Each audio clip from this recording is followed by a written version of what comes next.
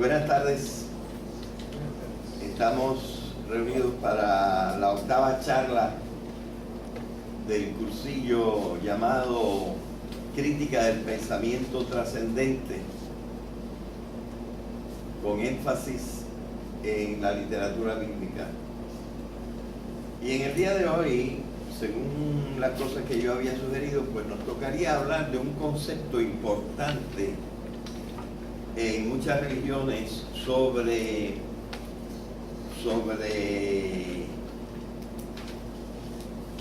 la manera de comunicarse con Dios. Es por tanto una continuación de lo que estuvimos diciendo la vez pasada, y esto corresponde en cierta manera a algo que se puede interpretar como una comunicación de parte de Dios a nosotros. Vamos a hacerlo en una forma amplia, tomando la palabra revelación en un sentido bien amplio, ¿verdad? Lo primero que quería presentarles es de aquí del patio, pero quiero decir desde Ponce, pero en realidad también publicado en el periódico de circulación nacional, El Nuevo Día, un articulito de una persona que nosotros conocemos todos. Conocíamos mucho también a su mamá, que era una gran persona, Carmen Solá de Pereira. ¿Tú la conociste? Carmen Solá de Pereira. Yo sí llegué a conocerla, y el Centro Cultural de Ponce se llama Carmen Solá de Pereira, y este es pastor en una iglesia, creo que de Glenview. Entonces él publicó esto y tiene algunas referencias a su idea acerca de la revelación, que en la tradición protestante va mucho con respecto a la Biblia, es decir, casi se circunscribe a la Biblia la revelación en la tradición protestante. No sé, quizá alguien de ustedes pudiera leer, porque mi vista es bastante mala y la letra es chiquita, pero mira tú, vamos a leerlo bastante rápidamente. ¿Tú quisieras leerlo, Rey? ¿Tú crees que...? Yo más lector. ¿Eres más lector? ¿Quién puede...? Tú, Montalvo. Bueno. Lee bien alto para que se grabe bien. No traje los espejuelos, pero tratamos de... Conmigo lo graba muy bien, yo me pego siempre el micrófono. Ah, bueno. Porque una interpretación de la moral de René Pereira Solá, pastor. ¿Por qué a los grupos que estamos en oposición opuesta respecto a la moral nos parece tan ilógica la posición de la otra parte? Mi escrito tiene como propósito definir las dos mentes que se están enfrentando en este ISO. Al decir dos mentes, me refiero a dos maneras de pensar irreconciliables. Esto es así, porque parten de dos puntos totalmente opuestos. No es mi propósito cuestionar las buenas intenciones ni la sinceridad de los que definen el punto de vista, de los que difieren del punto de vista cristiano conservador, sino tratar de que entiendan por qué los cristianos no nominales defendemos con tanto fervor nuestras convicciones y por qué la mente secularista no nos puede entender. Entonces él considera que probablemente el grupo de él es el cristiano que no son solamente cristianos nominales.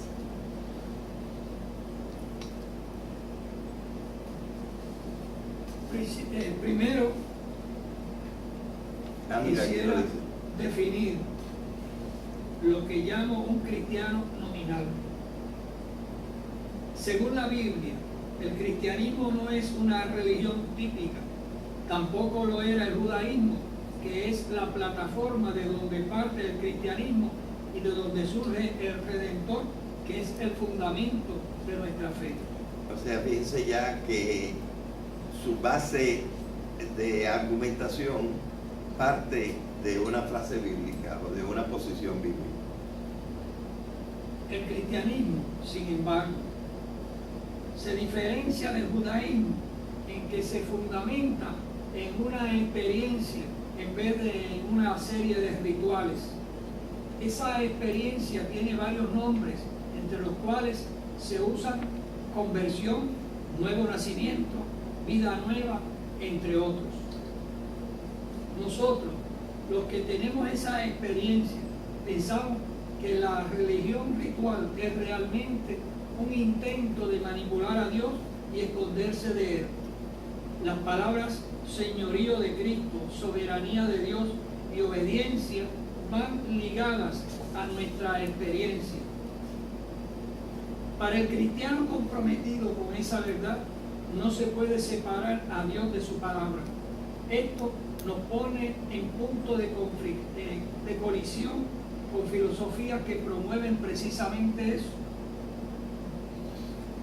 Es bueno señalar que hay minorías disidentes cristianas que abandonaron ese apego a las escrituras. En los años 60, con el auge del comunismo, se desarrolla una influencia de corte marxista en ciertos seminarios católicos y evangélicos llamada teología de la liberación. Bueno, esta nueva tendencia, aunque tiene adeptos a nivel académico y en ciertas esferas jerárquicas, no tiene casi adeptos a nivel de las iglesias. La gente va a las iglesias para encontrarse con Cristo, no con la dialéctica marxista. La gente confía en el Cristo sobrenatural, Hijo de Dios, y no en el Che Guevara glorificado, que es lo que quieren hacer de él estos grupos. O sea, quieren tratar a Cristo como si fuera un nuevo Che Guevara, más bien a Che Guevara como si fuera que tuviera la figura de Cristo. Sí. Bueno, pero eso es tergiversar. Naturalmente, es la posición conservadora de este señor. Esa iglesia disidente coincide con los secularistas y hace alianza en contra de la palabra con grupos de izquierda y con movimientos de liberación, liberales. Hay otro grupo del cristianismo nominal. Este va a la iglesia por tradición y costumbre, pero para ellos la religión es algo cultural. El secularismo humanista, por otro lado, tiene sus raíces en la cultura griega, es decir, el culto a la sabiduría. Pero su mayor influencia viene de lo que se llamó la era de la Ilustración. En Francia, filósofos tales como Rousseau, Voltaire, Racine y Montesquieu, o el dramaturgo Molière, son los promotores de lo que se llama librepensadores y que dieron el fundamento tanto a la Revolución Norteamericana como a la Revolución Francesa. Aunque parece de primera intención que ambas maneras de pensar, cristianismo y humanismo secular, coinciden en sus propósitos de justicia social y dignidad para el individuo.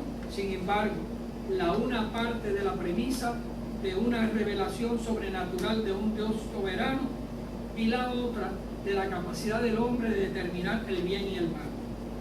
Una es teocéntrica, centrada en Dios, y la otra antropocéntrica, centrada en el hombre. Estos filósofos franceses eran principalmente ateos, o su concepto de Dios era el deísmo, es decir, no hay verdades absolutas y la moral se reinterpreta y se adapta a los tiempos continuamente. La creencia de que la sociedad norteamericana tiene un fundamento totalmente cristiano no es cierto. Los fundadores eran en su mayoría cristianos, pero estaban altamente influenciados por los principios ilustracionistas. Con todo, había un balance en los fundadores. Hoy, los que legislan y los tribunales se alejan más de los principios cristianos, por lo que el balance de los fundadores de la nación ya no existe. Por eso, una persona desapoyada bajo esos principios humanistas seculares se puede sentir tan cómoda legislando en contra de la palabra revelada. Su mente espera en la sabiduría de los hombres, dejando a Dios afuera, y por eso nosotros combatimos con tanto denuedo esas ideas. No creemos tener la autoridad para brincar por encima de esa palabra, para adaptarla a los estilos del momento inevitablemente. A ese momento, inevitablemente, las sociedades que dejan la dirección de Dios terminan en decadencia, entregadas al hedonismo y dando culto al último capricho del cuerpo. Es inevitable que estemos en trincheras opuestas. Bien, realmente me impresionó cuando lo leí, porque yo diría que es la posición honesta de un conservador. Y habla con un cierto respeto y habla con una cierta, yo llamaría moderación. Pero evidentemente es la posición, digamos, divergente o totalmente opuesta, pudiéramos decir, de la que hemos estado desarrollando en este cursillo, ¿verdad? Pero yo quería mostrarles cómo para este tipo de cristianos, primero, su referencia máxima es lo que se llama la palabra de Dios. Y en la tradición protestante, sobre todo, la palabra de Dios está prácticamente limitada a la Biblia. Eso lo dice al principio, ¿verdad? Dice su referencia de donde él saca sus ideas es de la Biblia. Naturalmente que la saca también de muchas cosas de la cultura sin que quizá él se dé cuenta. Pero su referencia y la que le importa es precisamente la Biblia. Y en los últimos párrafos, ¿verdad? Cuando dice, él escribe, ¿verdad? Porque ve que se están adoptando en la legislatura algunas ideas que son diferentes de las ideas que según él son proclamadas por la Biblia, y que entonces hay una serie de personas que se dicen cristianos, pero son solamente nominalmente cristianos, porque difieren o tienen una idea diferente, ¿verdad? Y entonces aquí pues especifica un poquito más, dice que primero, ni siquiera aquellos que son los fundadores de la nación, y curiosamente la nación de que él habla es la nación americana, pero él dice ni siquiera los fundadores son confiables. Algunos estaban basados en la Biblia, otros estaban basados mayormente en la filosofía del iluminismo, de la ilustración, ¿verdad? Entonces él dice que su mente espera en la sabiduría de los hombres, dejando a Dios fuera, y por eso nosotros combatimos con tanto denuedo esas ideas que ellos están exponiendo, porque no provienen de la Biblia. No creemos tener la autoridad para brincar por encima de la palabra, de esa palabra de Dios. No podemos pasar por arriba de la palabra de Dios.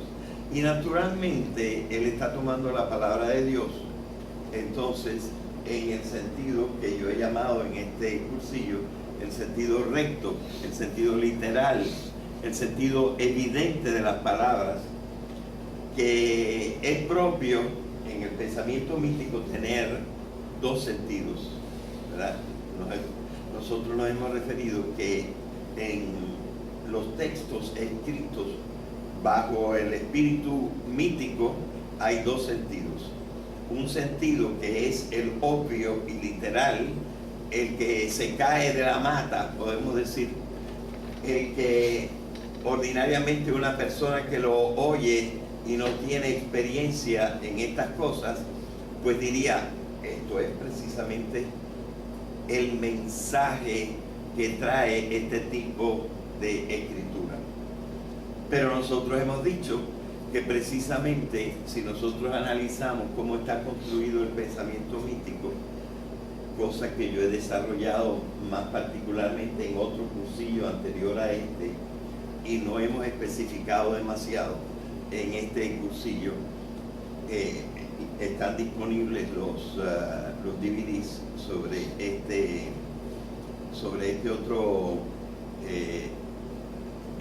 esta otra temática, ¿verdad?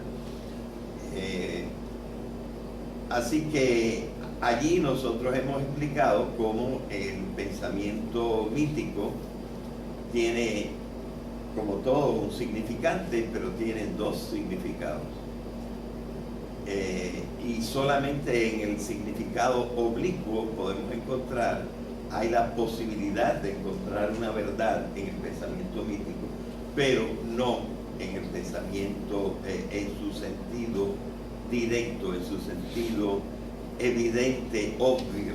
En ese sentido obvio prácticamente siempre se falla. Prácticamente siempre se falla. Bueno, esto evidentemente no es reconocido y es la gran diferencia entre las cosas que yo he estado mencionando y estas cosas.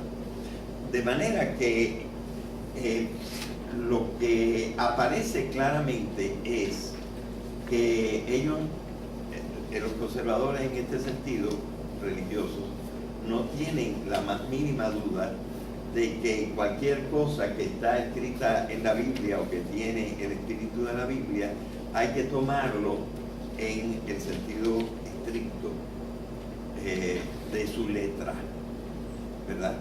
Y evidentemente con esta posición, que quizá nosotros consideramos más bien una posición primitiva, pues ellos adoptan su posición política, filosófica, comunitaria y de cualquier otro estilo, y es lo que propagan en sus propias iglesias, ¿verdad? Así que, puesto que este es el sentido de revelación de que usa la mayor parte de la gente, nosotros tenemos que hacer una crítica de este sentido de revelación. Así que con eso yo creo que podemos tener una presentación de una posición conservadora honestamente escrita. Está escrita honestamente, que esa es la posición de ellos. Así que vamos a ver ahora qué podemos decir nosotros. La palabra revelación, nosotros tendríamos que decirlo siguiendo lo que yo he estado tratando de explicar en esta clase. La palabra revelación tenemos que convenir en que su origen está tomado en un sentido mítico. Es decir, como si Dios, como en el paraíso, hubiera hablado y hubiera dicho una serie de cosas, y nosotros evidentemente tendríamos que entender las palabras de Él tal y como las pronunció, ¿verdad? Repito que entonces quiero decir que el origen de la palabra revelación está basada en una metáfora, y esa metáfora la tenemos que tomar no en su sentido literal, porque las metáforas precisamente nunca hablan de lo que realmente es, hablan de una cosa que está al lado de lo que realmente es, ¿verdad? Así que hay un sentido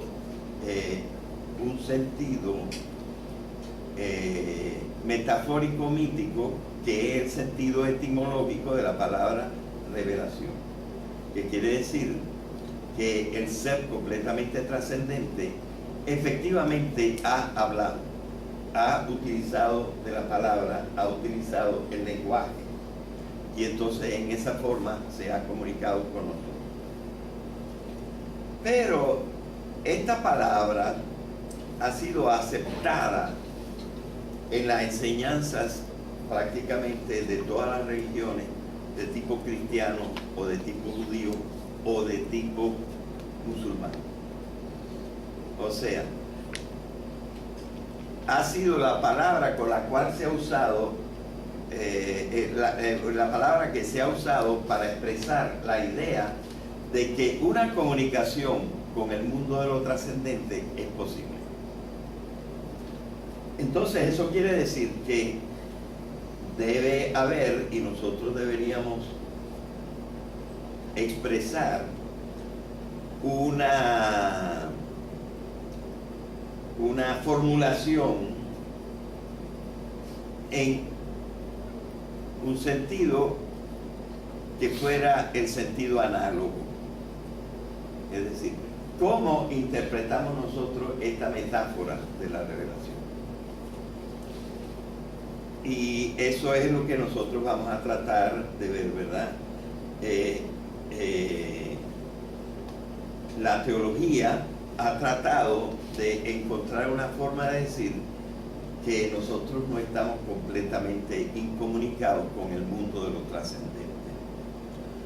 Y entonces nosotros tenemos que explorar en esta clase cómo una religión más ilustrada, y quizá una religión que aspira a que sus doctrinas sean comprensibles para las personas, incluso no creyentes, pero que digan, bueno, estos tienen una opinión que no contradice nuestras ideas, más o menos, a menos que evidentemente se parta de la idea de que no existe ningún tipo de ser trascendente.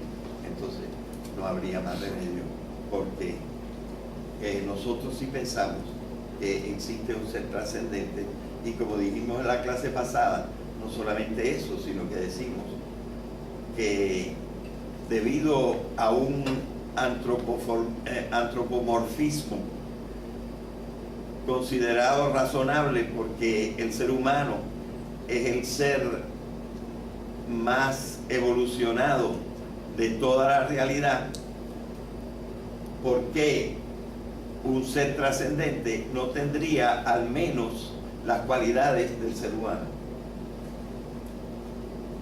Cosa que los iluministas, precisamente los ilustrados, no veían bien. Ellos preferían un signo de Dios que fuera, por ejemplo, un ojo en un triángulo, y lo consideraban una forma superior de ver a Dios, y no como lo presenta Miguel Ángel en la Capilla Sixtina, ¿verdad? Nosotros entonces, con la idea esa que desarrollé de Hans Jonas, que dice que cuando nosotros nos hemos visto que la realidad es emergente,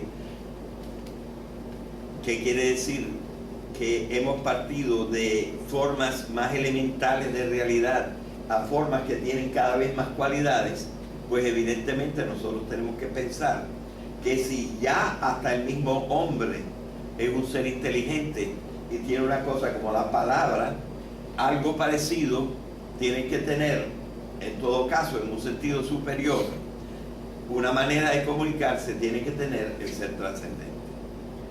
Entonces estamos adoptando la misma palabra revelación, pero esta palabra revelación no la estamos tomando en el sentido literal que tiene en su origen etimológico.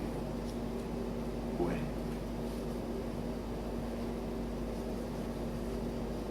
hay un propósito que está presente en todos los cursillos que he dado recientemente, los 3 cursillos que he dado recientemente, y está expresado en forma un poco dialéctica, es decir, viendo las diferentes formas de pensamiento que hay en el mundo en este momento, en un artículo que yo escribí y que está disponible en varias cosas que yo les he dado.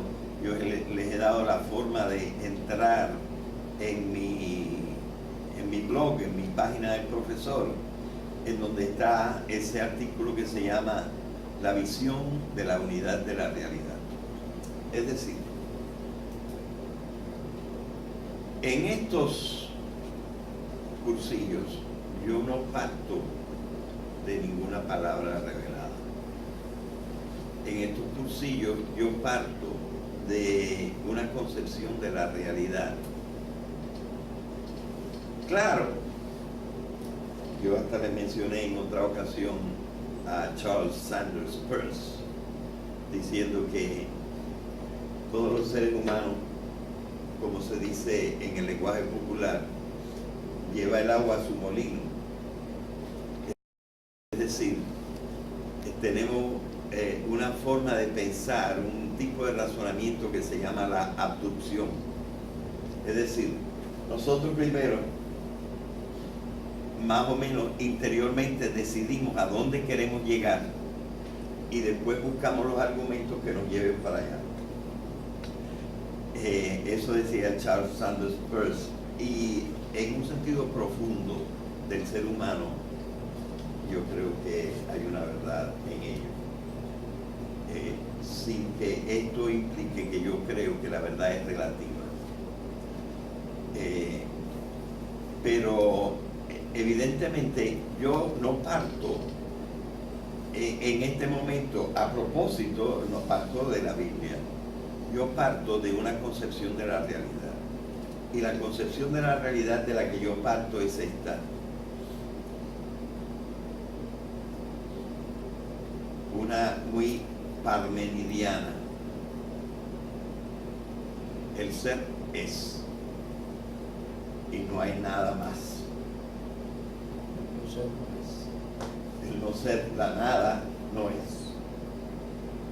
Esa posición parmenidiana.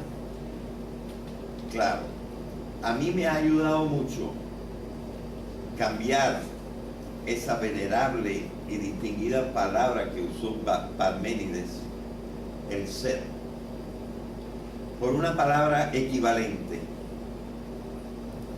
Y esa palabra equivalente también en filosofía es la palabra realidad. Y yo mantengo y trato de ver, pero me parece que también lo trata de ver más que nadie la ciencia, que la realidad es solo una. Evidentemente, a Parménides le faltó la elaboración de otra parte del ser, otra parte de la realidad.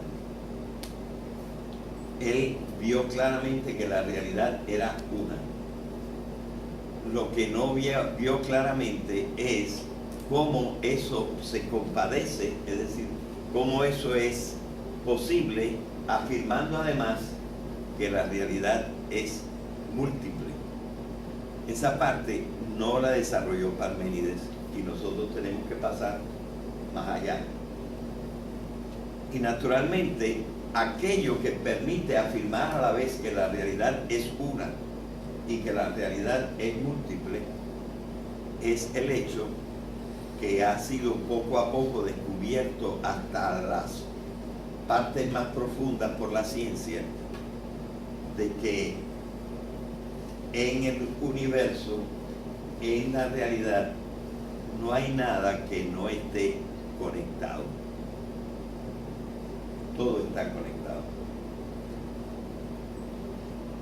Entonces, si todo está conectado, el desafío más grande sería ver cómo está conectado lo trascendente con lo que, bueno, podríamos llamar el resto de las cosas, que es lo inmanente. Y prácticamente la realidad con su causa primera, ¿verdad? Es decir, cualquier cosa que no admita este principio no está en mi sistema de pensar. Si ustedes quieren desafiar mi pensamiento, pues basta con desafiar este principio. El principio de que toda la realidad que existe está conectada. Pues bastaría para que ya, si ustedes lo prueban, pues se enfermara completamente mi posición. Así que una vez que yo acepto ese principio, yo tengo que buscar una manera de decir y cómo es la conexión que hay entre el ser trascendente o el ser más trascendente, porque vimos que el hombre también es trascendente en otro sentido, entre el ser trascendente y nosotros. Tenemos que buscar una forma. Evidentemente hemos encontrado los principios como el principio análogo de causa, eficiente, final, formal y material, ¿verdad? Que hemos explicado en otros cursillos,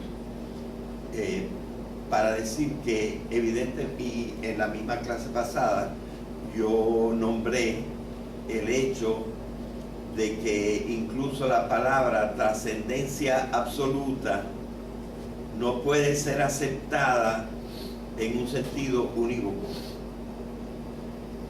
La trascendencia absoluta solamente puede ser aceptada en un sentido análogo, diciendo que es absoluta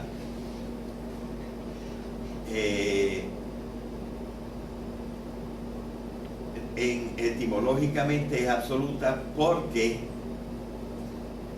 no se refiere, ¿cómo diría?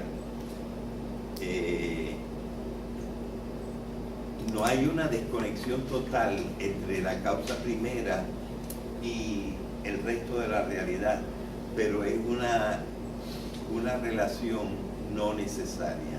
Es una relación contingente, ¿verdad? Esto es lo que estábamos diciendo.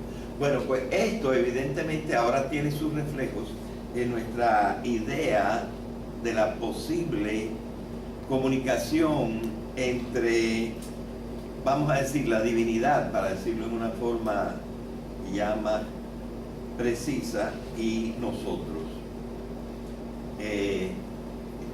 Lo que he dicho se resume en esto. Para seguir mi idea es necesario preservar la visión de la unidad de la realidad. Por lo tanto, si nosotros encontramos, y lo encontramos continuamente en los mensajes bíblicos y en los mensajes religiosos, las palabras arriba, abajo, más allá, después de esta vida, e incluso más recientemente la palabra sobrenatural, es decir, algo que en realidad está desconectado de la naturaleza. Estamos usando expresiones que en el lenguaje ordinario son válidas, pero que tienen sentido mítico. Es decir, cada vez que tú oigas más allá, arriba, abajo, después, en la otra vida, todas estas son expresiones míticas, lo cual no quiere decir que no tengan un sentido, pero su sentido no es el sentido literal, no es el sentido directo.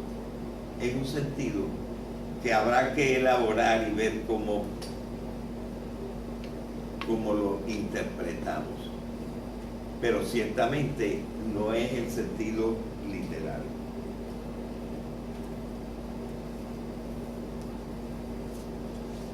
Este problema se discutió dentro de la Iglesia Católica en mitad del siglo XX, bajo el Papa Pío XII. Se discutió este problema. Y él, en una encíclica que se llamó Humani Generis, pareció desautorizar a aquellos que estaban criticando la palabra sobrenatural.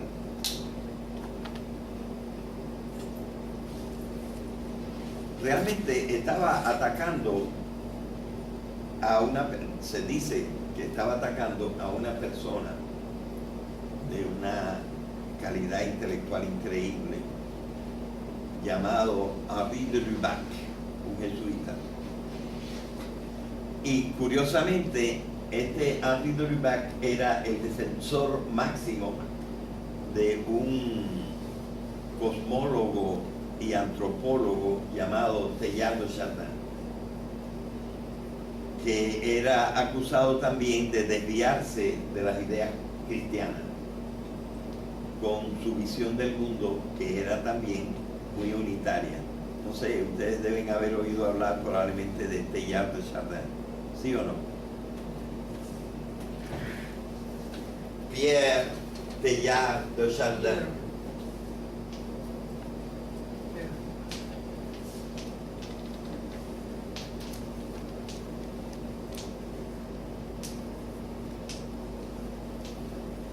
Él tiene libros fantásticos. Y realmente, aunque a veces se pone metafórico, está mucho en la línea de la ciencia y fue un gran científico. Y Henri de Lubac, que no era antropólogo, pero que era un profundo teólogo, hizo unos estudios históricos para probar que la forma en que se estaba comprendiendo la palabra sobrenatural en la primera mitad del siglo XX y en el siglo XIX era una forma quizá no la más correcta. Y eso levantó un poquito las sospechas. Él dijo, yo nunca me sentí aludido en las palabras de Pío XII, pero mucha gente pensó que sí. Entonces, lo que podemos decir hoy en día es que primero se usa mucho menos la palabra sobrenatural dentro de la teología cristiana, aunque no se ha descartado del todo. Después de todo, es casi imposible descartar los términos de sabor mítico. Y ya, con tal de entender que no se debe comprender en una forma literal, pues nosotros muy a menudo podemos usar algunas expresiones míticas. Pues para defender indirectamente a este señor, otro gran teólogo que cuenta con ser quizá el teólogo más grande de la Iglesia Católica en el siglo XX, teólogo que se llamaba Karl Rahner, un alemán. Él escribió una cosa utilizando el lenguaje mítico para que la mayor parte de la gente comprendiera por qué la idea de sobrenatural no se podía tomar en un sentido demasiado preciso y literal.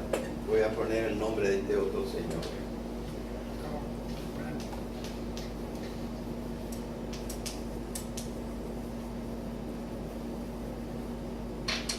No voy a decir sus palabras literalmente porque no las tengo a mano, pero este es el significado de lo que él decía. El hombre, incluso en la Biblia, nunca ha existido en un estado exclusivamente inmanente.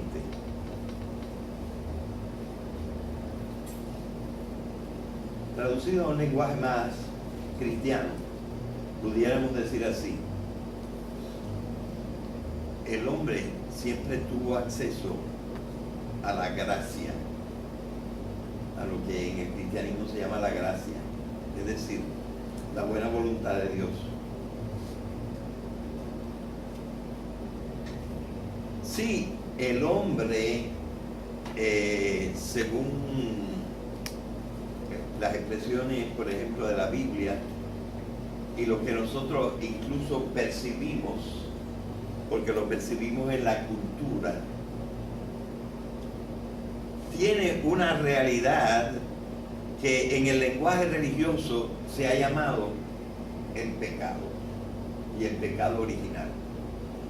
Yo suelo decir que el pecado original no hay que probarlo, no hay que probar que el hombre ha decaído. Basta observar la sociedad para ver que nosotros no estamos conformes en la manera como vive la mayor parte o una gran parte de los seres humanos, ¿verdad? Hay una gran parte de los seres humanos que no conserva en lo que la mayoría de nosotros podemos llamar la dignidad humana. Y esto va desde el conformismo con la opresión hasta las cuestiones sexuales y hasta una serie de otras cosas.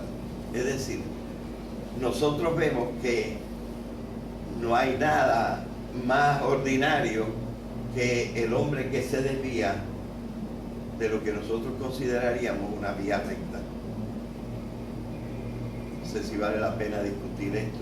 Si ustedes quieren, podríamos discutir y entrar en un detalle más grande.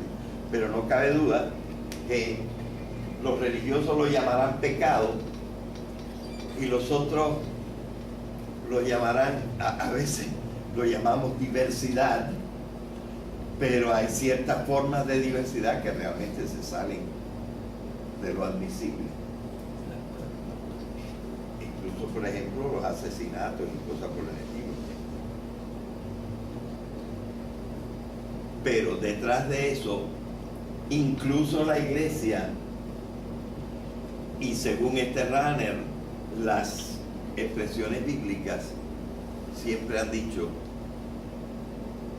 que, y yo lo puse aquí así,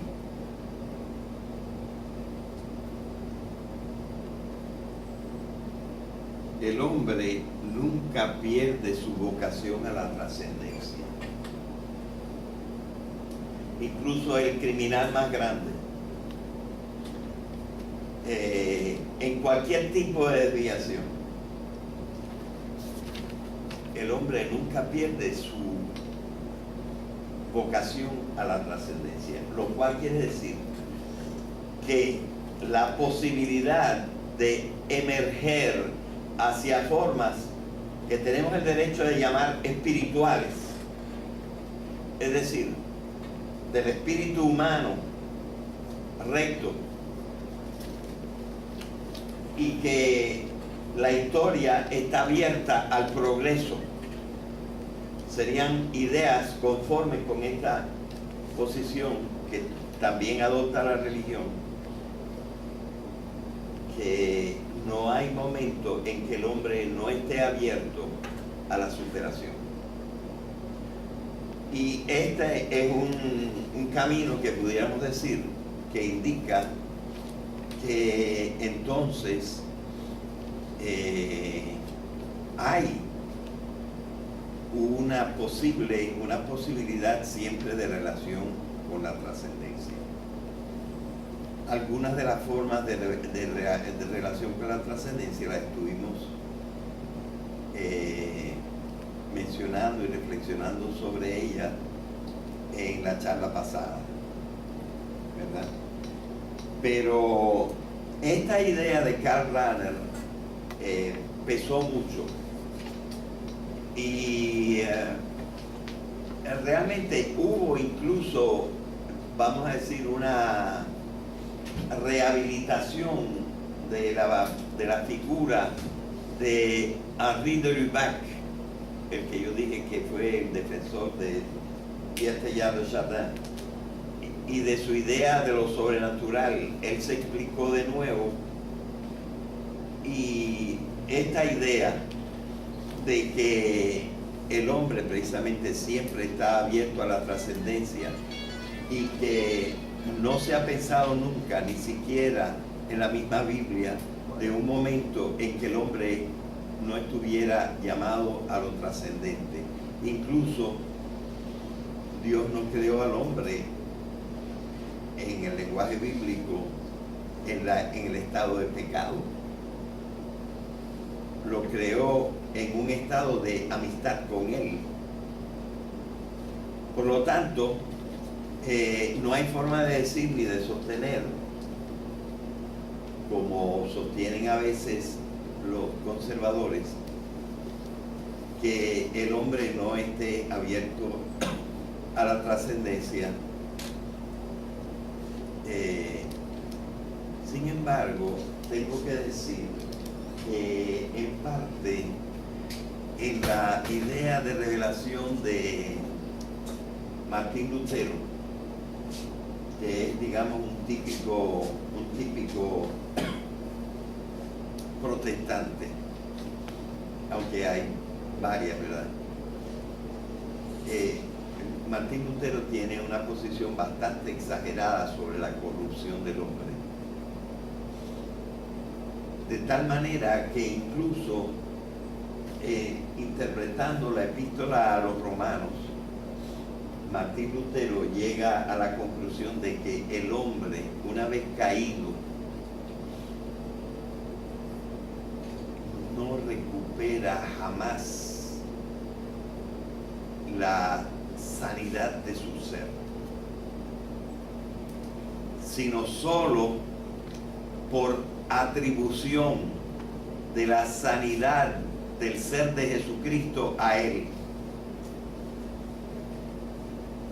Él lo dice con esta expresión tomada también de la Biblia.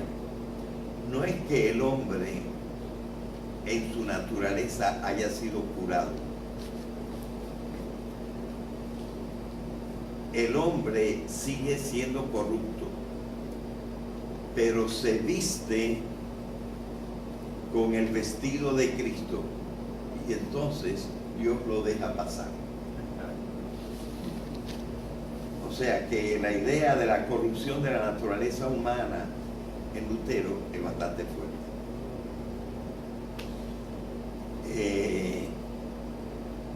En la teología católica, evidentemente, el hombre sí se regenera y obtiene otra vez la gracia. Es decir, hay una relación, y esta relación pudiéramos llamarla la relación de la voluntad. Dios quiere al hombre y el hombre quiere a Dios. Lo que puede fallar es que el hombre quiera a Dios, pero no hay razón de creer que en algún momento, incluso en el momento de pecado, Dios no quiera al hombre. Así que, como vemos, la primera relación que podemos hablar que existe entre Dios y el hombre es la posibilidad de pensar que en ningún momento Dios desespera del hombre.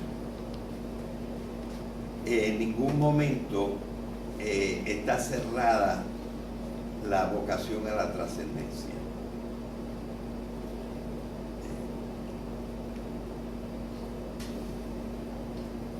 Bien. Ahora bien, sin embargo, ordinariamente cuando nosotros nos referimos a la revelación, más que hablar de la relación de las voluntades de Dios y del hombre, hablamos del conocimiento de Dios y del hombre. Que el hombre le hable a Dios es una cosa que se da mucho. Naturalmente con sus posibilidades. Él habla por la idea de Dios que tiene. El problema principal está en ver si Dios le habla al hombre. Esto evidentemente ha sido explorado desde diversos ángulos. Y un ángulo que casi todo el mundo tiene, lo tiene figuras hasta como Martí, pero está también en la Biblia y muchísima gente lo dice, es lo que me parece que es un salmo que dice: los cielos, es decir, las estrellas, proclaman la gloria de Dios. Es decir, el primer tipo de revelación es una revelación de la realidad ordinaria. Es decir, la gente interpreta la realidad como una cosa bella, como una cosa buena y como una cosa que si tiene un creador, pues ha sido un creador que realmente sea lucido, ¿verdad? Así que el primer tipo de revelación de que nosotros hablamos es una revelación que aparece a todos los seres mortales.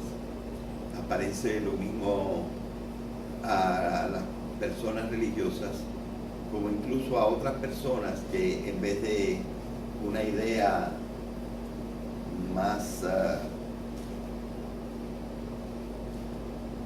parecida a la nuestra del Ser Supremo, tienen una idea de la realidad o de la naturaleza o algo como algo espléndido que manifiesta unos grados que, aunque nosotros no reconociéramos a Dios como un ser personal, realmente nos impresionan.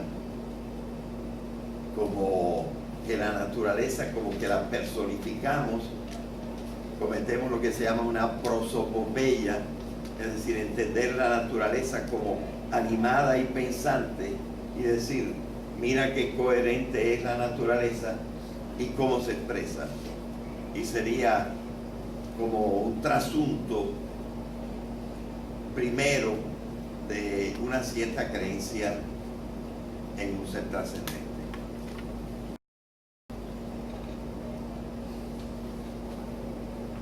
Pero las religiones han ido desarrollando, sobre todo las tres religiones monoteísticas principales, el judaísmo, por orden histórico, el cristianismo y el islamismo, han ido realizando una idea de la revelación escrita. Una revelación escrita.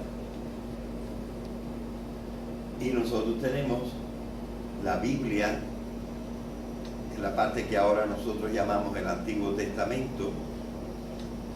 Y fíjense ustedes, estas escrituras fueron pensadas como un cuerpo, por lo menos desde el siglo II antes de Jesucristo. Porque ya en el siglo II antes de Jesucristo, en Alejandría se hizo el gesto increíble, hay que suponer lo que esto significa intelectualmente poderlo haber hecho, de traducir las escrituras del hebreo al griego. Y esto sucedió 2 siglos antes de Cristo. Es un cuerpo, por cierto, yo tengo una versión una versión crítica de este cuerpo en 2 tomos, en el original y se llama la Septuaginta, porque supuestamente fue traducida por 70 sabios.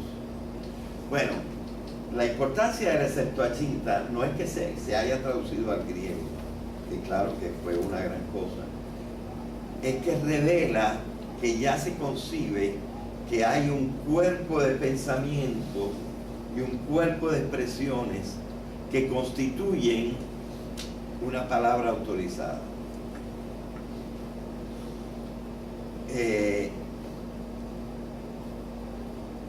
¿Qué libros entraban en esa idea? Pues hay variaciones. Una idea fue los libros que originariamente estuvieron escritos en hebreo, pero no todos los libros que estuvieron escritos en hebreo, sino algunos que la comunidad judía religiosa interpretó como más aptos, ¿verdad? Por un tiempo, si un texto fue escrito por judíos en lengua griega, cosa fue que fue común, porque los griegos, los judíos se dispersaron, tuvieron diáspora desde el siglo V antes de Jesucristo, y después en el tiempo del imperio macedónico también estuvieron muy dispersos, y vivían en Alejandría en comunidades judías muy importantes, de manera que lo que se escribía en otra lengua que no fuera hebreo, para algunos no era considerado parte de la escritura. Esta misma idea fue recogida por Martín Lutero. Martín Lutero tradujo la Biblia hebrea al alemán. Lo hizo en 1500, a principios de 1500. Lo hizo por la idea de que él quería exponer a los fieles al texto sagrado. Y los fieles no tenían acceso, evidentemente, a leer la Biblia en hebreo y tampoco ni siquiera en griego. Y por eso él la tradujo. Pero no tradujo los libros que estaban escritos en griego. De manera que por algunos siglos la Biblia protestante incluía nada más los libros cuyo original era el hebreo. Y a los otros que fueron admitidos posteriormente los llamaban deuterocanónicos, es decir, los segundos incluidos en el canon. Bueno, más bien los protestantes suelen llamar a estos libros apócrifos. El nombre de apócrifo no significa lo mismo para los protestantes que para los católicos. Pero lo que yo estoy tratando de insistir es que se empezó a crear la idea de que había unas palabras reveladas diferentes de las otras palabras, de los hombres. Como el cristianismo es heredero del judaísmo, esta idea también se introdujo en el cristianismo. Y entonces, cuando empezaron a aparecer diferentes escrituras, primero cartas de Pablo, luego evangelios y luego alguna otra literatura como los Hechos de los Apóstoles o el Apocalipsis, pues estas empezaron a ser aceptadas también como un cuerpo.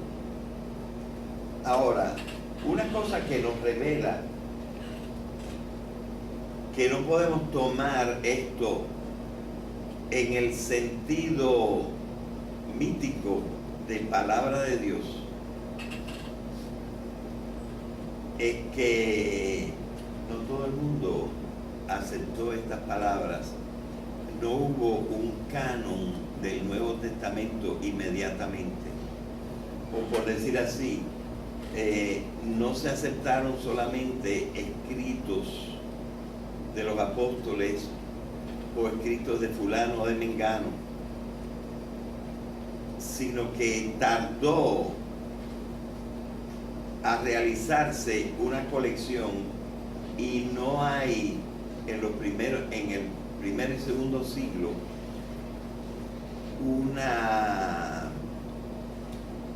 no hay una lista de los libros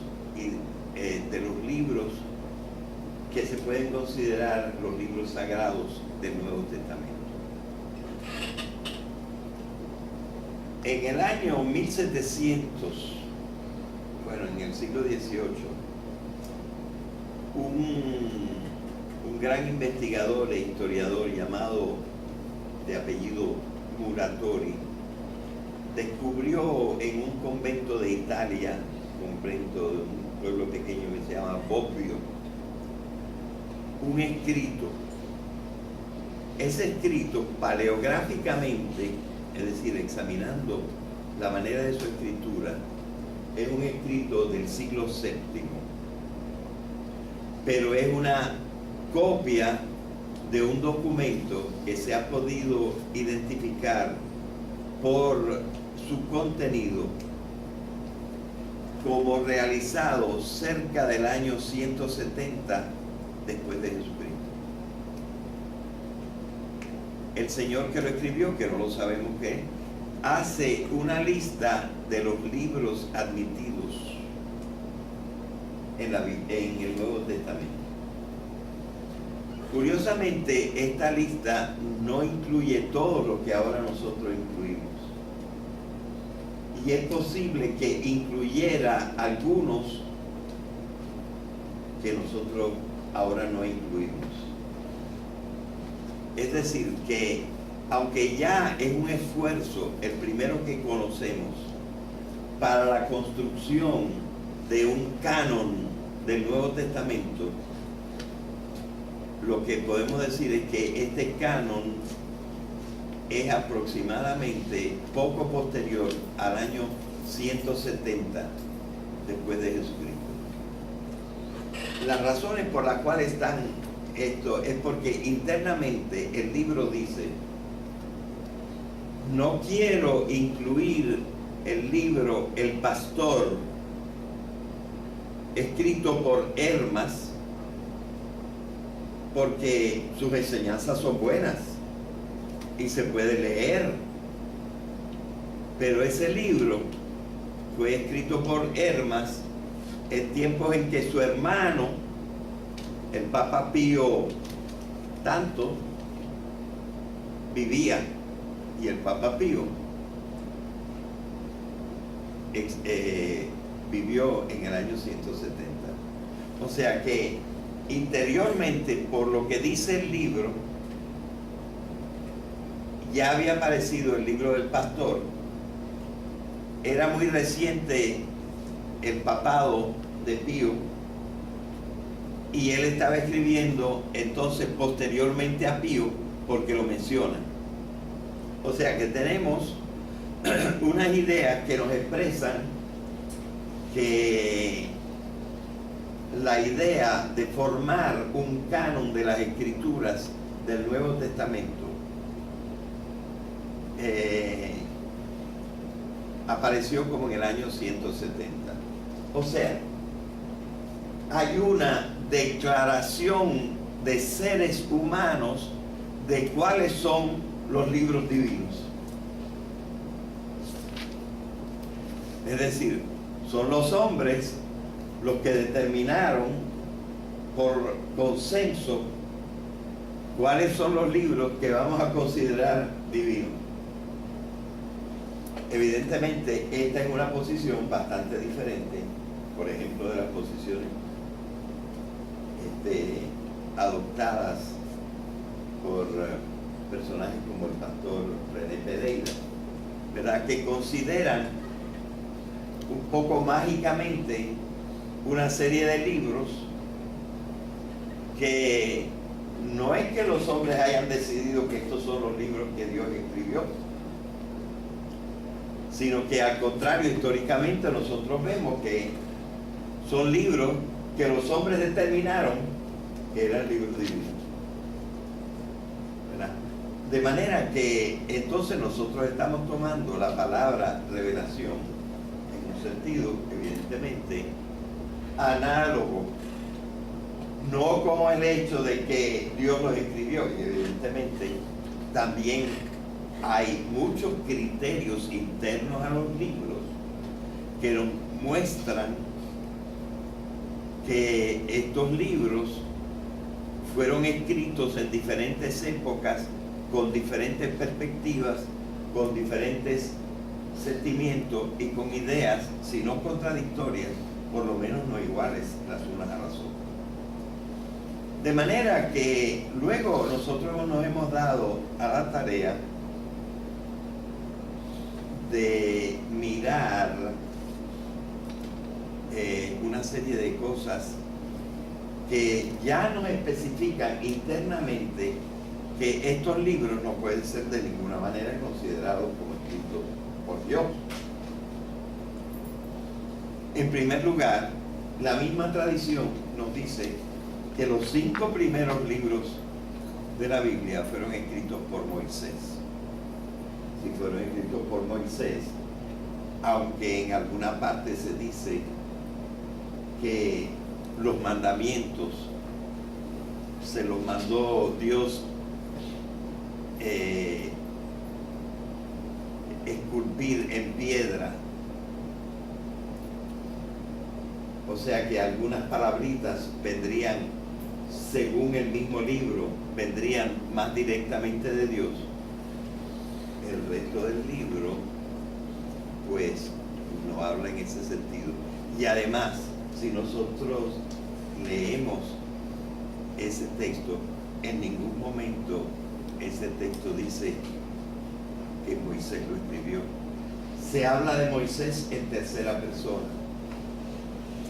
Y naturalmente la ciencia moderna ha empezado a ver y ha podido precisar cómo fragmentariamente se puede hablar por el vocabulario, por las ideas y por una serie de razones, de que hay algunos pedacitos que se remontan al siglo XII antes de Jesucristo, pero son pedacitos, 12 antes de Jesucristo, o sea, serían los que diría más o menos del tiempo de Moisés. Muchísimos otros de los bien antiguos son del siglo VIII, y evidentemente muchos de ellos son posteriores al exilio de Babilonia. El exilio de Babilonia está fijado en el año 587 antes de Cristo, y buena parte de la Biblia está escrita, y la que no está escrita está remanejada después del siglo VI, o sea 587 en adelante. Hablamos del Pentateuco. También el Pentateuco es remanejado. Ahora yo quisiera introducir el concepto que yo quería desarrollar de lo que yo llamo, y otra gente llama también, las mediaciones de la palabra de Dios.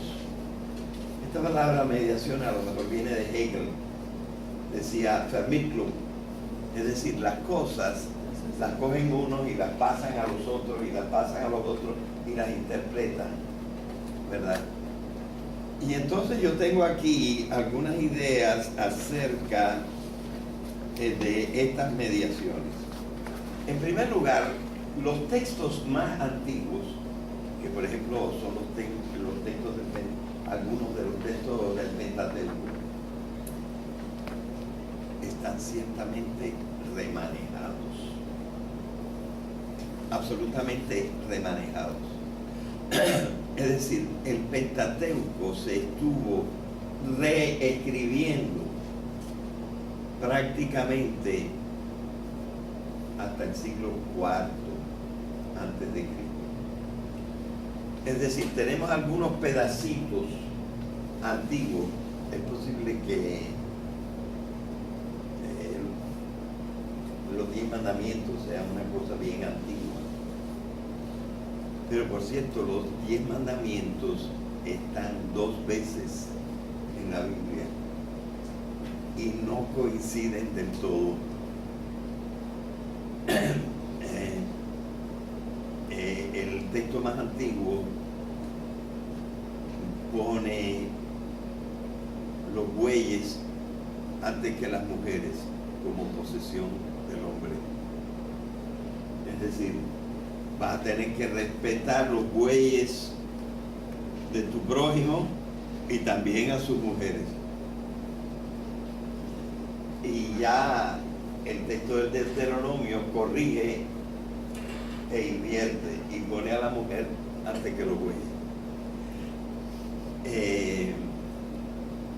Pero en general no se trata solamente de eso. El mismo nombre del Dios es diferente. En los libros procedentes de una región, y no estamos seguros de cuál región, tienen por nombre de Dios Elohim. Y los escritos procedentes de otra parte tienen el nombre de Dios como Yahvé. Así que el mismo nombre de Dios, si Dios escribió esto, ¿cómo es que se dio a sí mismo 2 nombres diferentes? ¿Verdad?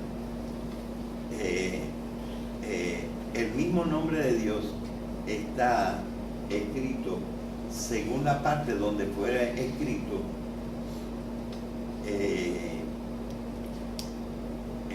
con nombres diferentes para Dios. Y esto se replica en los nombres de las personas. Por ejemplo, tenemos el nombre de Eliezer. Eliezer quiere decir Dios me ayuda.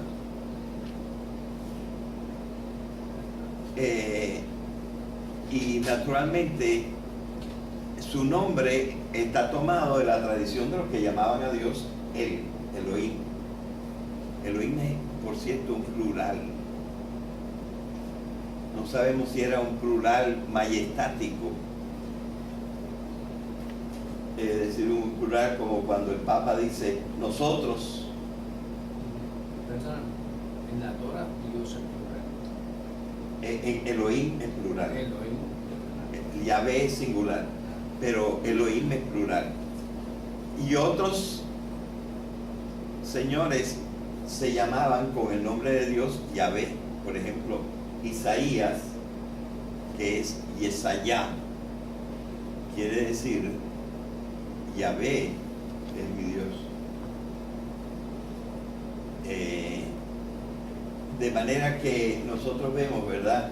Yehudit es un nombre que quiere decir, Yeh es el nombre de Yahvé, Hu es él, pero sirve como el verbo ser, y dit en este momento no recuerdo, pero los mismos nombres de las personas están diciendo que algunos llamaban a Dios de una forma y otros llamaban a Dios de otra forma.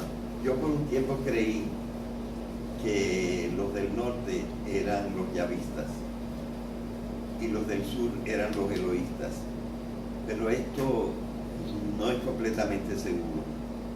De todas maneras, nosotros lo que estamos viendo es que el mismo análisis de los libros nos está indicando que los hombres antiguos tomaban sus escritos como hechos por ellos, quizá los profetas pensando en que Dios les habló personalmente y que ellos entonces pusieron sus cosas por escritos en el nombre de Dios, ¿verdad? De donde salió poco a poco la idea de que estos escritos fueron escritos más o menos directamente o dictados por Dios. Esta idea del dictado de Dios es mucho más literal en el islamismo. O sea, la tradición islámica lo que dice es que el ángel Gabriel le dictó el Corán a Mahoma. Pero por otra parte nosotros sabemos que Mahoma no sabía escribir. Por lo tanto, Mahoma, después de que el ángel Gabriel se lo dictara, tenía que habérselo dictado a otra persona. De tal manera que, como ustedes ven, esto podemos llamar mediaciones de Dios, mediaciones de la revelación, en el sentido de que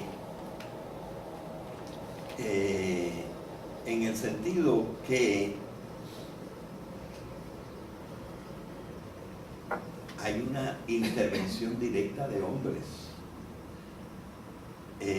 incluso una atribución de los escritos. Esto lo escribió mi abuelo, dice el libro de Sirac.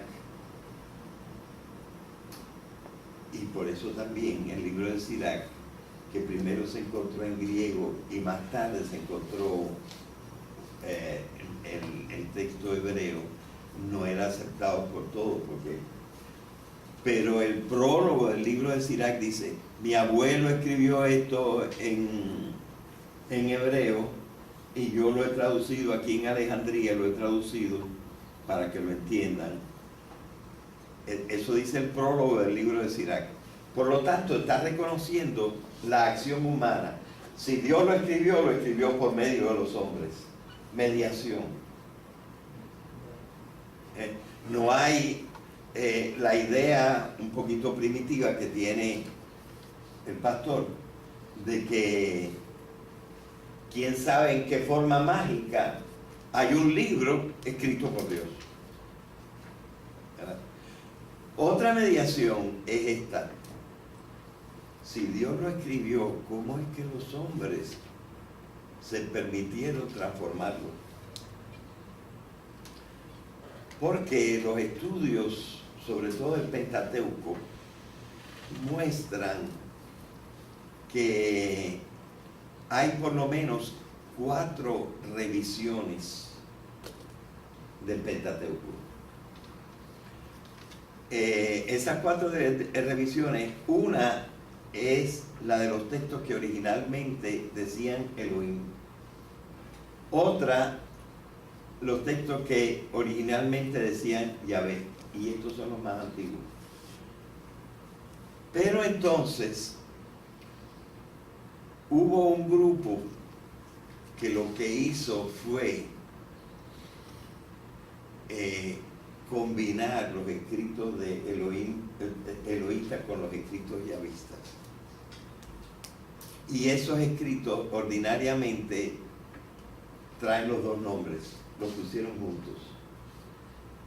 O sea, se habla de Yahvé Elohim, dijo esto, hizo esto, tal cosa, ¿verdad? De manera que así reconocemos una tercera tradición. Y naturalmente el sentido cambia. El tipo de sacrificio que Dios quiere es diferente.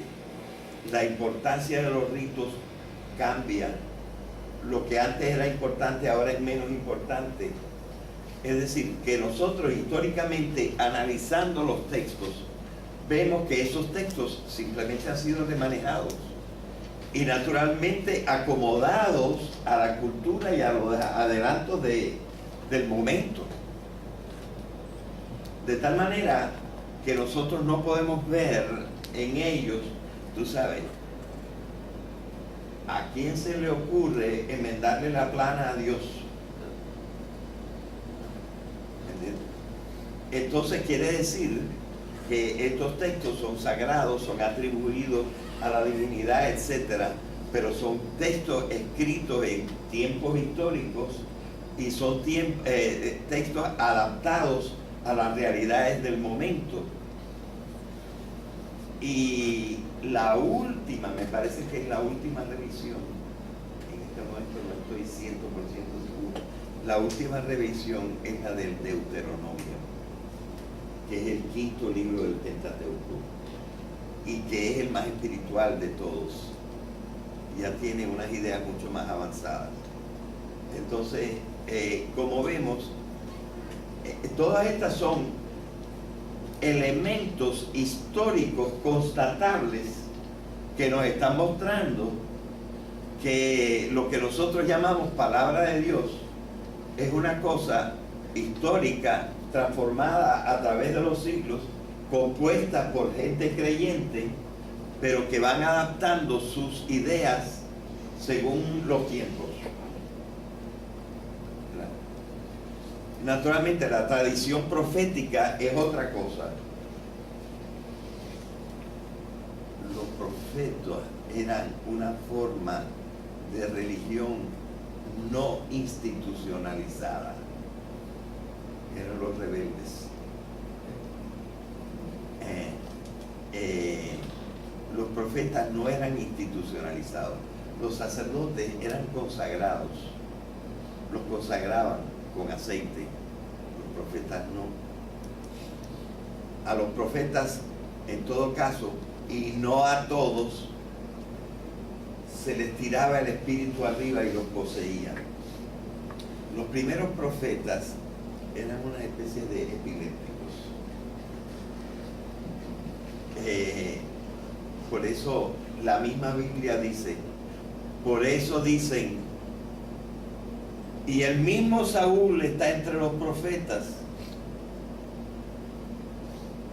Saúl, el primer rey antes de David, cayó en un ataque epiléptico y fue interpretado evidentemente como un trance divino. Y entonces la misma Biblia se burla de ese aspecto diciendo, y tenemos que contar a Saúl entre los profetas, el que es institucionalmente el primer rey de Israel, el primer rey del pueblo de Dios. O sea, los profetas no son institucionalizados y no todos tienen el mismo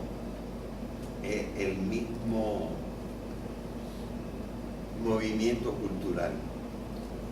Una cosa que yo descubrí y que muy poca gente sabe es que la mayor parte de los profetas desconoce la teología del espíritu.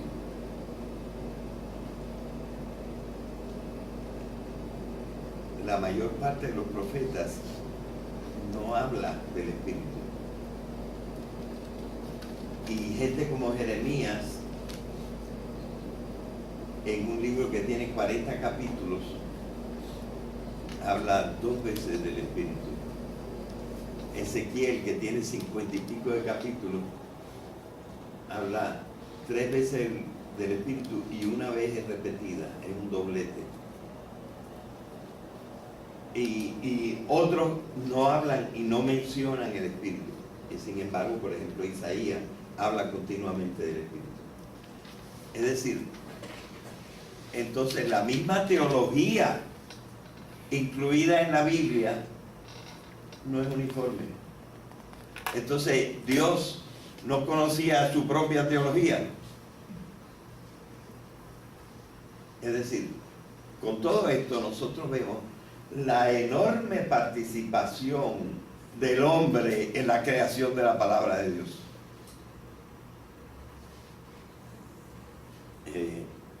Evidentemente esta es una posición muy diferente de la posición adoptada un poquito cómodamente por una persona como René Pereira, que habla de la palabra de Dios como una cosa a la que hay que hacerle un caso supremo y que hay que interpretarla simplemente como dice las cosas Y si tú le preguntaras, pero vamos a hacerlo según el espíritu del eloísta, o lo vamos a hacer según el espíritu del Deuteronomio, o lo vamos a hacer según los profetas que hablaban del espíritu o sin él. Es decir, cuando tú ves, tampoco digamos que hay una unidad completa en la Biblia. Cuando nosotros hablamos en este sentido, evidentemente, por más respeto que nosotros tengamos a un libro que tiene la enorme ventaja de haber sido conservado y de traernos tradiciones antiquísimas y que nos permiten entonces ver las cosas con otra perspectiva mucho más histórica. Entonces, evidentemente nosotros sí creemos en la importancia de la Biblia. Pero, como dice Hans Küng, quizás algunos de ustedes han oído hablar de Hans Küng. Hans Küng escribió un libro en el tiempo del Concilio Vaticano II, en que dice: está de moda entre los cristianos y mayormente entre los protestantes convertir a la Biblia en un ídolo. Es decir, la Biblia no quiere ídolos, pero nosotros hemos convertido a la Biblia en un ídolo. Hemos convertido a la Biblia en algo que tiene una autoridad suprema en todas sus partes. Y entonces Hans Küng empieza a criticar el hecho de tomar la Biblia, que no es más que una colección de escritos de muy diversos sentidos y de muy diversos tiempos, la Biblia como una unidad que tiene un criterio único, ¿verdad? Y que ese criterio es totalmente obligatorio en todas sus partes. Y entonces ustedes ven los predicadores que dicen, la Biblia dice, y ¡pam!, te citan una cosa. Es decir, cada pedacito, cada sentencia de la Biblia, cada oración es una verdad. Esta es una forma de idolizar la Biblia. En vez de comprenderla como una tradición bastante coherente de escritos que se han ido tratando de perfeccionar y de transformar a través de los siglos. Y entonces tú pensar que la Biblia no es que tú puedas abrir la Biblia, sacas y encuentras una verdad. No, sino que tú tienes que estudiar la Biblia como un conjunto, y en ese conjunto lo que tú tienes que ver es cómo ha ido progresando,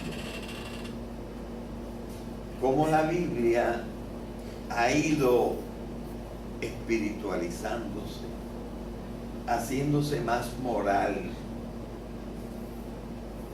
¿verdad? Eliminando cosas. Por ejemplo, se dice que Isaías es el primero que descubre que el mensaje no es solamente para los judíos. O sea, Isaías, que vivió en el año, estaba vivo en el año 721, cuando los asirios tomaron el norte, el primer Isaías, porque hay tres Isaías. El libro de Isaías está compuesto por tres personas que vivieron a diferencia de 3 y 4 siglos unos de otros. Pero el primer Isaías, que es el más histórico, el del cual conocemos el nombre, vivió en el siglo VIII antes de Jesucristo. Y es el hombre que descubre que el mensaje no es solamente para los israelitas, sino que el mensaje es transportable a toda la humanidad. O sea, que el descubrimiento, que la movida de Dios de acercarse al hombre está en la Biblia. Ese descubrimiento lo hace por primera vez Isaías. Y los escritos anteriores es todo referido al pueblo divino, al pueblo israelita. Y por lo tanto no hay una universalidad de la salvación. Entonces, ¿cuál es la verdad? ¿Lo que se dijo antes o lo que se dijo después? O tú tienes que pensar que la Biblia es un esfuerzo de la humanidad dirigida por una fuerza trascendente, pero es un esfuerzo de la humanidad que, pensando en un Dios que tiene ciertas características, va sacando las conclusiones de cómo debe vivir el hombre y de cuál es la unidad del espíritu, de la especie humana, y que todos los hombres tienen el mismo destino, ¿verdad? De tal manera que lo que nosotros debemos ver en la Biblia es cómo se va refinando lo que se estima que es el pensamiento de Dios. Es decir, a través de una serie de escritos que históricamente revelan lo que se creía en un tiempo y lo que se creía en otro tiempo, se va poco a poco uno dando cuenta de qué camino va tomando hasta llegar a la idea de Cristo, ¿verdad? Cristo es una figura tan fuerte que recoge todas las tradiciones. Así, por ejemplo, ¿quiénes hablan del Espíritu? Yo puedo hablar del Espíritu porque mi tesis tiene 300 páginas sobre el Espíritu. Entonces, no son 300, son un poco menos, pero en fin, yo he estudiado bien el Espíritu. El Espíritu aparece en la tradición monárquica, y la tradición monárquica de la Biblia es diferente de la tradición sacerdotal. La tradición sacerdotal al principio no habla del Espíritu, y por eso muchos profetas que están asociados con los sacerdotes no te dicen una sola palabra del Espíritu. Pero poco a poco, cuando la literatura se va compartiendo, también los sacerdotes hablan del Espíritu, precisamente en libros que no están en la Biblia, sino que están entre los dos testamentos, como los que se descubrieron en Qumran en el año 1948, en una cueva cerca del Mar Muerto. Allí hay una serie de libros que no están incluidos en la Biblia, pero que hablan de las mismas cosas que habla la Biblia, ¿verdad? Y entonces, por ejemplo, hablan de 2 y hasta de 3 Mesías, pero un Mesías es sacerdotal, el otro Mesías es monárquico, y hay algunos otros que hablan de un tercer Mesías militar o quién sabe qué. De manera que nosotros vemos que la Biblia ha ido combinando diferentes. ¿Y de qué se dice de Jesucristo? Pues de Jesucristo se dice que es rey, que es sacerdote y que es profeta. 3 en 1. Es decir, la figura de Jesucristo fue una figura tan fuerte que unificó las tradiciones del Antiguo Testamento en una sola figura, ¿verdad? Y entonces, en ese sentido, pues el Nuevo Testamento ya tiene una mayor unidad. Pero yo les estuve mencionando incluso el otro día, en la vez pasada, que también el cuadro ideológico de las epístolas de Pablo no es el mismo en todas. el Cristo, bueno, el Cristo siempre, el Cristo de Pablo y el Cristo de todos los autores del Nuevo Testamento es divino. Pero las atribuciones de la divinidad son un poquito diferentes. No me quiero meter ahora en los evangelios, pero hablando de Pablo, por ejemplo, nosotros vemos que en las epístolas como los romanos, los corintios, los tesalonicenses, los filipenses es un poco intermedia, pero esta de que hablé, que son 4, porque hay 2 de los corintios, y los tesalonicenses son 2, 4, 5, y los romanos, esta epístola, Cristo es el Salvador. Pero este Salvador, aunque viene del cielo, prácticamente vive nada más en la tierra. Pero si nosotros vamos a la epístola de los Efesios, a la epístola de los Colosenses y quizá la epístola de los Filipenses, Cristo adquiere en Pablo, que quizá haya reflexionado más, o quizás sea de otra autoría que no es realmente Pablo. Yo pienso que a lo mejor pudiera ser Pablo, pero un Pablo más viejo. Cristo tiene dimensiones cósmicas. Cristo es el creador del universo. O sea, nosotros vemos que la misma, en el mismo Nuevo Testamento, aunque las ideas no son contradictorias las unas con las otras, hay, si tú lo quieres llamar un avance de una a la otra, o por lo menos si no lo quieres llamar un avance, llámalo una perspectiva diferente. Todas estas son las que yo llamo mediaciones de la revelación, que nos hacen ver que nosotros, cuando vamos a hilar fino, tenemos que ver que hay toda una serie de cosas que nos indican que sí, nosotros tenemos que tener un gran respeto y una gran admiración por las cosas que podemos aprender en la Biblia, pero que evidentemente se trata de un escrito reflexionado por los hombres en frente de fenómenos y experiencias impactantes, no completamente unitarias, pero no contradictorias, ¿verdad?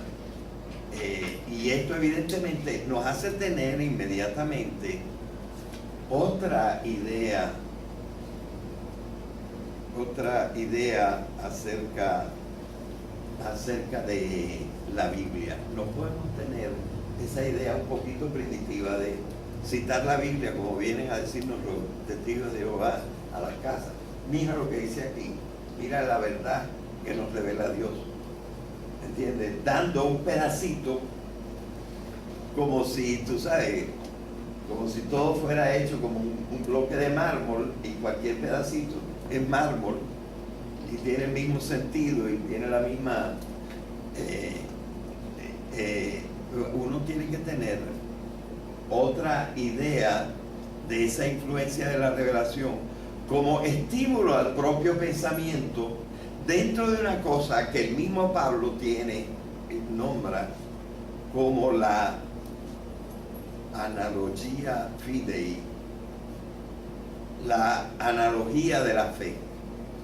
Es decir, un principio de organización de la materia que hay en la Biblia, es decir, cada cosa que diga la tenemos que interpretar en una cosa que no se contradiga una parte con la otra. Y entonces tenemos que recurrir a todas las ideas que nos dé la hermenéutica, es decir, la ciencia de la interpretación. Y nosotros ver que existen cosas como los géneros literarios y que los géneros literarios usan la palabra cada uno según un propio criterio, ¿verdad? Y hay diferentes géneros literarios, como por ejemplo un género literario antiguo que sin embargo aparece en dos partes muy interesantes y apreciadas del Nuevo Testamento, que se llama el Midrash. Y el Midrash es un cuento simbólico que ni siquiera se concibe a sí mismo como refiriendo asuntos históricos. Y un ejemplo para que entiendan de qué se trata son los dos evangelios de la infancia de Jesucristo. Los dos evangelios, el evangelio de la infancia de Jesucristo es el que habla de los Reyes Magos, según Mateo, y según Lucas es el que habla del pesebre. Y en realidad son muy poco compatibles. Mateo habla de que cuando llegaron los magos, Jesucristo estaba en una casa y no habla del pesebre, y tampoco habla de los pastores. Es decir, el cuento simbólico es: Dios se ha aparecido a los hombres en este niño y se le revela a todos los pueblos del universo representados por los magos.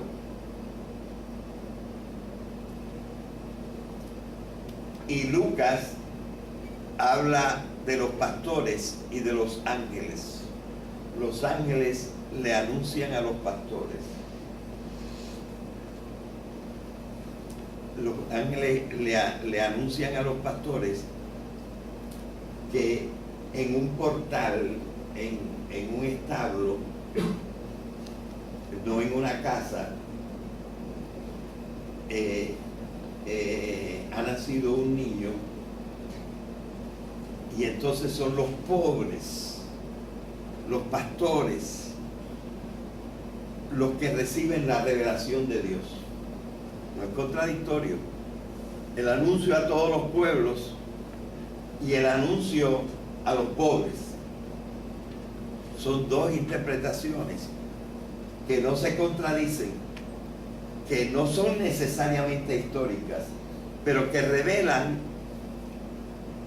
cosas que nosotros los cristianos le atribuimos a Cristo. La universalidad, como en Mateo, y la preferencia por los humildes que nos presenta Lucas. ¿Y para qué se escribieron? ¿Para qué se escribieron estas historias? Las historias de la infancia. Para probar una cosa muy poco probable: que Jesucristo era descendiente de David. Porque en eso coinciden los dos. Porque la importancia era tratar de conectar a Jesucristo con el Mesías. Pero el Mesías, según toda la tradición bíblica, era descendiente de David, porque era rey de Israel. Entonces tenía que nacer en un pueblo que la manera de pronunciar de Jesucristo mostraba que él no era de ahí, que él era del norte, él era de Galilea. Entonces la gente y decía: y su compañero Pedro ese, míralo cómo habla, como los dominicanos. ¿Tú vas a negar que este es dominicano? Míralo cómo habla. Pero había que sostener que Jesucristo era de descendencia davídica. ¿Por qué? No porque fuera importante que la sangre de Jesucristo viniera de David, no, sino porque la tradición decía que el Mesías vendría de David, y entonces era necesario, o era conveniente, era una forma imaginativa de decirlo, nació en el pueblo de David.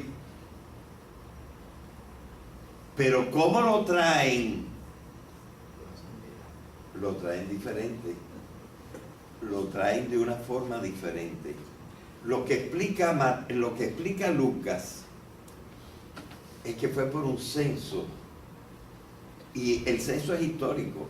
Se han descubierto documentos del censo de Quirino en Siria. Así que hay un censo, y él, usando la idea del censo, dice, tuvo que ir a inscribirse de donde él era, y por eso nació en Belén. Pero Mateo lo que explica es otra cosa. Explica cómo, siendo él sureño, apareció en Galilea.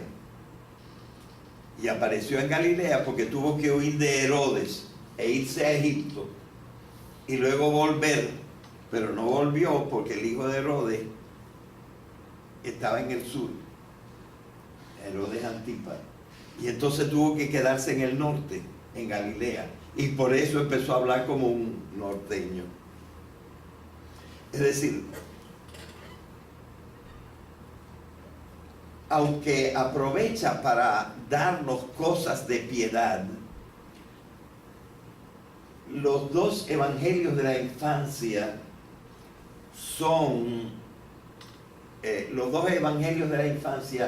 son maneras de expresar que Jesucristo es el Mesías. Y eso es lo que importa. Jesucristo es el que viene a salvar el mundo. Aquel que estábamos esperando, ese es. Esa es la idea que los dos quieren dar, pero lo harán a través de cuentos diferentes y bastante incompatibles y poco históricos. ¿Y qué dice el tercer evangelista sinóptico, Marcos? Marcos dice una cosa completamente diferente. Dice, Jesucristo no insistió en reconocer que él era hijo de Mesías, era descendiente de David. Jesucristo le dijo a los fariseos, ¿ustedes de quién dicen que será hijo el Mesías? Y entonces los fariseos contestan, de David, eso lo sabe todo el mundo. Y entonces Jesucristo, según Marcos, les dice, y entonces ¿cómo es que David dijo el Señor a mi Señor, siéntate a mis pies hasta que te ponga a tus enemigos como peana de tus pies? Entonces, ¿cómo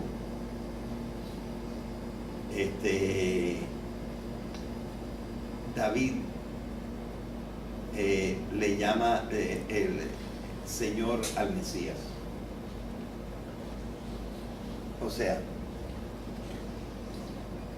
Marcos lo que dice es, déjense de bobería de estar llamando a Cristo, a Jesús,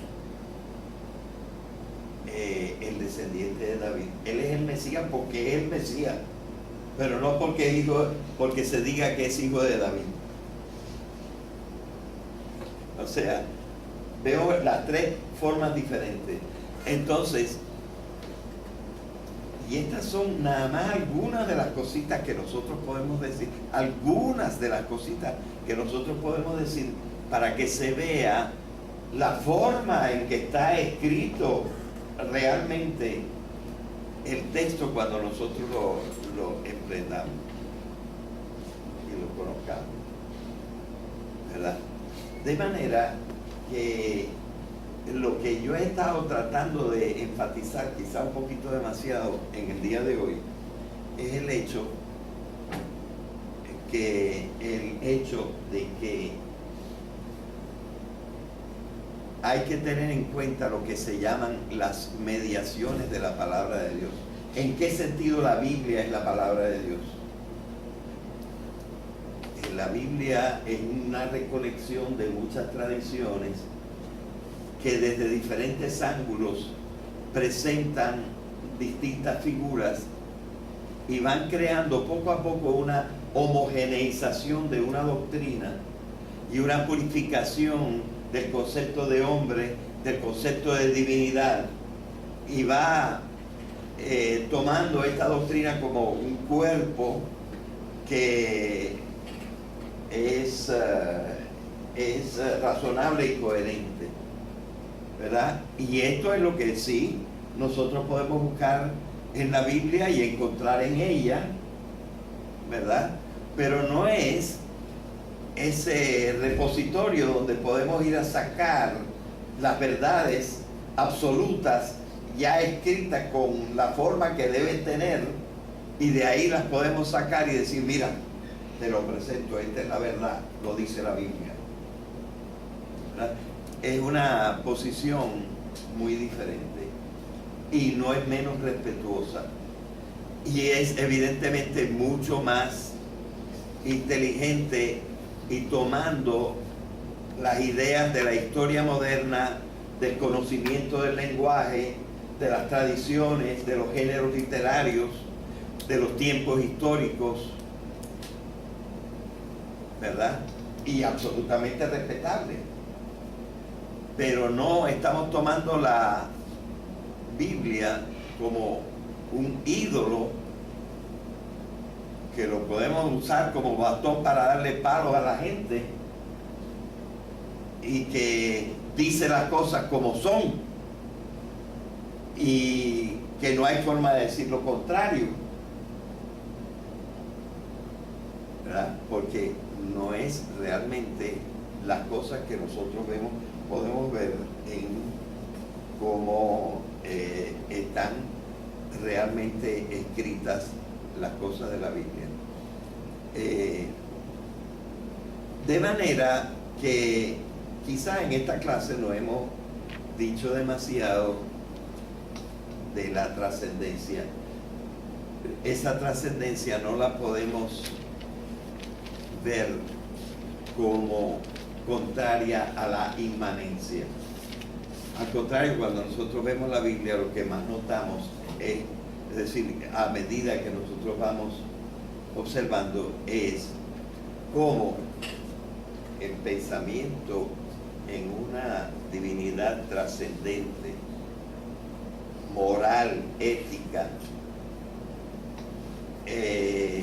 respetuosa de una serie de tradiciones, va creando una educación de la humanidad.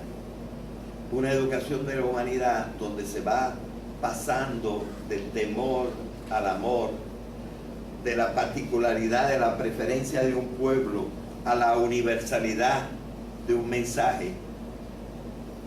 Toda esa serie de cosas son las cosas que son el verdadero mensaje de la Biblia. ¿Ok? Así que, bueno, es una presentación de cómo debemos o podemos entender la revelación.